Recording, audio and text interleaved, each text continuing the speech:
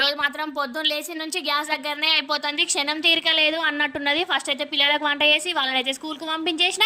9 meals అయితే order చేసినాయి. వాళ్ళకైతే పప్పును అలసందకాయ ఆలుగడ్డ కాంబినేషన్ వేసి వాళ్ళకి డబ్బాలు అయితే కట్టేసిన.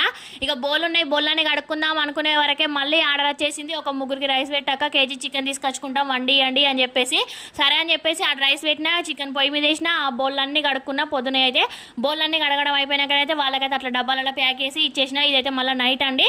ఒక 9 మీల్స్ అయితే ఆర్డర్ చేసినాయి. మళ్ళీ ఒక 5గురికి అయితే చపాతీలు, ఇంకా చపాతీలు చేసిన, ఇటు రైస్ పెట్టిన, వంకాయ కర్రీ వండిన, మన మైసూర్ పప్పు చేసిన. అదైతే చపాతీలలోకి రైస్ కూడా రెండింటికి ఉపయోగపడుతుంది అని చెప్పేసి ఇట్లనైతే కర్రీ అయితే చేసేసిన. పొద్దున్న నుంచి ఆర్డర్స్ అయితే వస్తూనే ఉన్నాయి. నాకే తీరకలేదురా దేవుడా అని చెప్పేసి టకటకా వంటలు నేను చేసుకుంటుంటే మా పిల్లలు మాత్రం వాళ్ళ నాన్నమ్మల ఇంటికి వెళ్ళడం, మా ఇంటికి రావడం. మమ్మీ పిన్నోళ్ళు నాన్నమ్మలు బట్టలన్నీ ఎదుర్కొంటారు, దేవుని దగ్గరికి వెళ్దామని చెప్పేసి.